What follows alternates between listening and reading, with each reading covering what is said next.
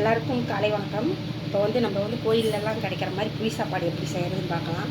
அதுக்கு இந்த கொத்தமல்லி விதை ஒரு 3 ஸ்பூனு, மிளகு ஒரு 1.5 ஸ்பூனு, சீரகம் 1 ஸ்பூனு, வெந்தயம் 1 ஸ்பூனு, கருவேப்பிலை கொஞ்சம், காஞ்ச மிளகாய்.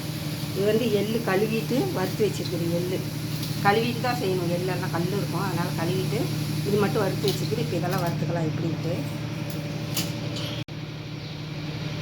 இது நல்லா வறுத்துக்கலாம். கருவேப்பிலை மட்டும் வச்சுட்டு மீதியெல்லாம் மிளகு, சீரகம், வெந்தயம், காஞ்ச மிளகு இதை மட்டும் வறுத்துக்கலாம். வேறு வாட்சி போட்டு வறுத்துக்கலாம். இப்போ வறுத்தாச்சு, அடுப்பு ஆஃப் பண்ணிக்கலாம். இப்போ இந்த மாதிரி வறுத்தா போதும். ஆஃப் பண்ணிவிட்டு இதை பொடி பண்ணிடுவோம். இப்போ பாருங்கள், எள்ளு தனியாக கழுவி வறுத்து வச்சாச்சு. இது மிளகு, சீரகம், தனியா, அப்புறம் வெந்தயம் கொஞ்சம் போட்டு வறுத்தாச்சு. இப்போ இந்த மிளகாயை எண்ணெய் ஊற்றி கொஞ்சம் வறுத்துக்கலாம். வரமிளகாயை எண்ணெய் ஊற்றி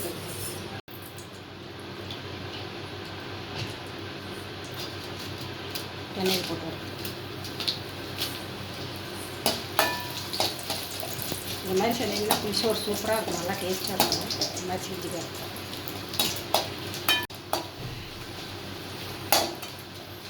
செவந்திரிச்சு இதையும் இதிலே போட்டுக்கலாம். மிளகாயை மட்டும் எண்ணெயில் போட்டு வறுத்திங்கன்னா நல்லாயிருக்கும். இதெல்லாம் ஒட்டுக்காக போட்டு பவுடர் பண்ணிக்கலாம். எள்ளும் போட்டு பண்ணிக்கலாம். ஏன்னா எள்ளுலலாம் நல்லா கழுவணும், கழுவிட்டு தான் அரைக்கணும், அதனால் தனியாக வறுத்து வச்சுருச்சு. இப்போ இந்த எண்ணெயிலேயே கடலப்பருப்பும் நிலக்கடலையும் போட்டு வறுக்கலாம்.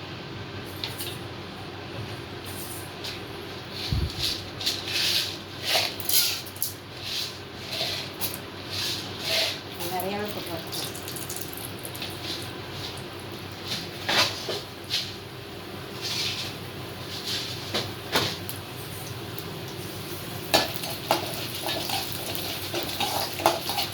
இந்த மாதிரி செஞ்சிங்கன்னா நல்லாயிருக்கும். புளி சாப்பாடு நல்லாயிருக்கும்.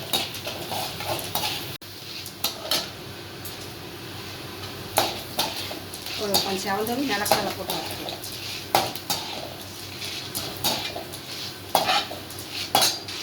வேர்க்கடலை நம்மளுக்கு எவ்வளோ வேணுமோ அவ்வளோ போடும்.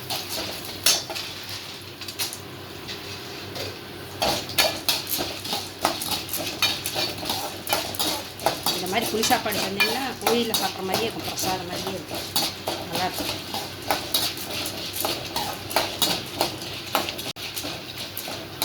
இது எடுத்துக்கலாம். செவந்துருச்சு.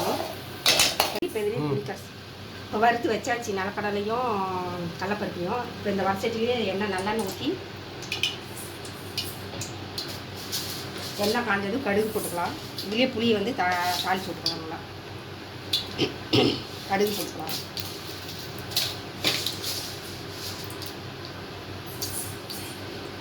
கடுகு பொரிஞ்சதும் கருவேப்பிலை போட்டுக்கலாம்.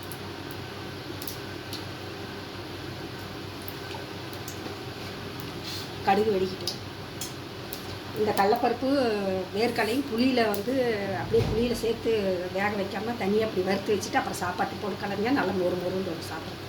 இல்லைன்னா அப்படியே வதன்னு போயிடும். புளியோடு சேர்த்து வச்சிங்கன்னா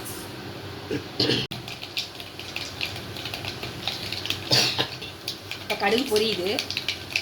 கொஞ்சம் கருவேப்பிலை போட்டுக்கலாம்.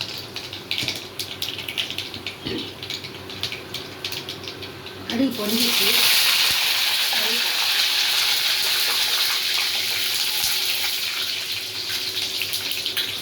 போட்டு புளி தண்ணி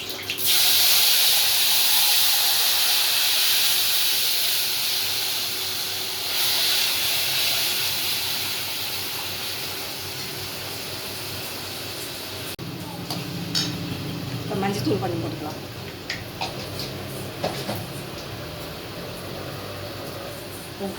உப்பு எவ்வளோ, வெங்காய பொடி பண்ண மாட்டேன். அது நல்லா கொதித்து வரட்டும். அதுக்குள்ளே அது பவுடர் பண்ணிக்கலாம். நல்லா பவுடர் பண்ணிக்கலாம். பாருங்கள், புளி கொதித்து வந்துடுச்சு. இது கொதித்து வரும்போது இந்த பொடி அரைச்சி வச்ச பொடியை போட்டுருவோம்.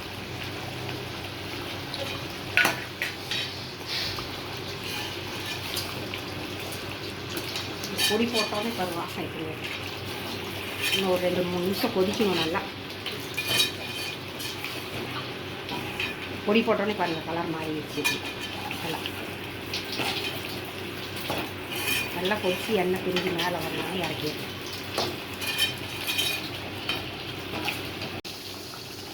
இப்போ பாருங்கள் அந்த பொடியெல்லாம் போட்டோன்னே கலர் பாருங்கள் எப்படி வந்துச்சு. நல்லா சூப்பராக வந்துச்சு பாருங்கள். நல்லா வாசமாக மணமாக இருக்குது. கம்ம நல்லா கொதிச்சோடனே இறக்கிட்டு சாப்பாட்டில் ஊற்றி கிளறிட்டேன்.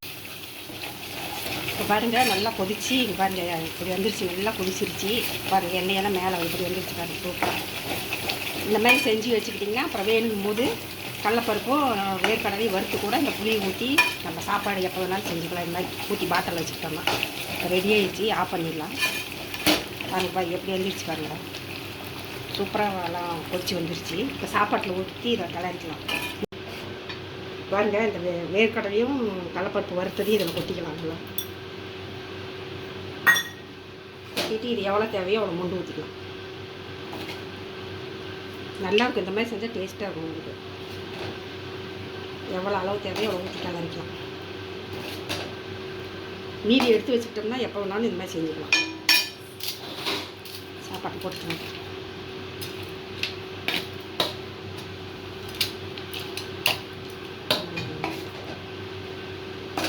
நீங்கள் கோயிலில் வாங்கி சாப்பிட்ற மாதிரியே இருக்குங்க சாப்பாடு.